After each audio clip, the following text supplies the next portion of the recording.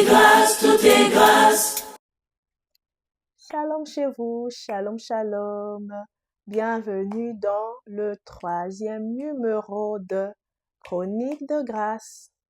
J'espère que vous vous portez très bien et que votre mercredi a très bien commencé.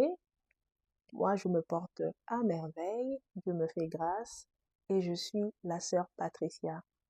Aujourd'hui, j'aimerais qu'on parle de Noé, la grâce qui déborde, qui délivre plutôt. Oui, la grâce qui déborde. Oui, je le reçois. La grâce qui délivre toute une famille. Et je vous communique aussi la grâce qui déborde, ok? So, just take it. Alors, Noé, la grâce qui délivre toute une famille.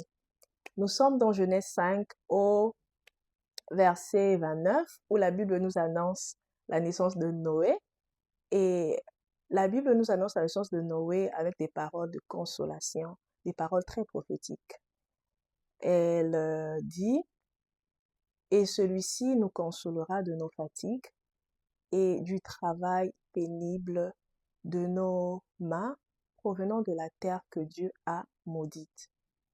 Et plus tard, dans le chapitre 6, au verset 8 à 9, c'est notre verset de base, la Bible dit, mais Noé trouva grâce aux yeux de l'Éternel. Noé était un homme juste et intègre. Noé marchait avec Dieu. Ce qui est frappant dans ce passage, c'est l'ordre des textes.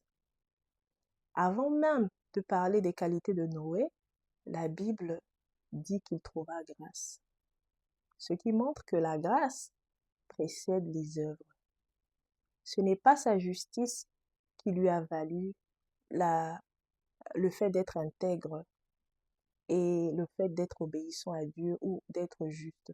Mais c'est plutôt la grâce de Dieu qui était sur lui qui l'a rendu capable d'être juste, d'être intègre et d'obéir à la voix de Dieu. Et dans ce temps, Dieu pouvait aussi choisir une autre personne, mais il a décidé d'honorer Noé et de lui faire grâce.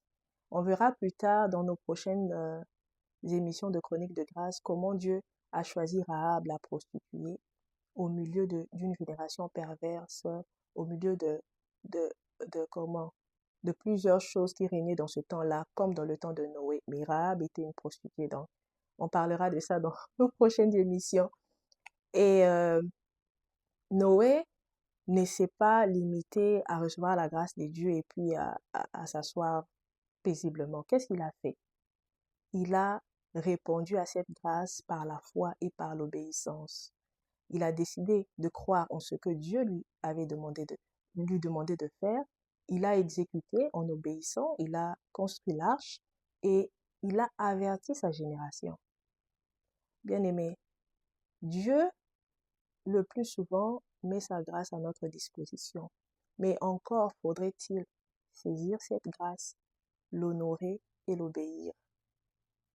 Je veux prier pour nous par rapport à cette parole de ce matin.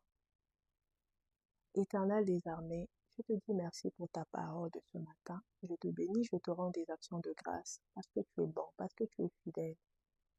Je prie, Seigneur, dans le nom de Jésus, que tu nous aides à avoir la foi que Noé avait, que tu nous aides, Seigneur, par ta grâce, à avoir le discernement de ta voix et à obéir à ta voix, Seigneur. Peu importe les difficultés, peu importe que ça soit quelque chose d'étrange que tu nous demandes de faire. Je prie que tel qu'il est écrit, que mes brebis entendent ma voix et m'obéissent, que cela soit notre partage au nom de Jésus. Que nous puissions avoir la grâce et cette capacité de reconnaître ta voix et d'obéir à ce que tu nous demandes de faire. Seigneur, je prie que tu nous gardes, Seigneur, dans ta présence et que nous puissions marcher dans l'intégrité, Père éternel. Pour la gloire de ton nom, j'ai ainsi prié. Amen. Je vous souhaite un très bon mercredi et je vous revois dans la prochaine chronique de grâce. Bye bye. Tout est grâce, tout est grâce.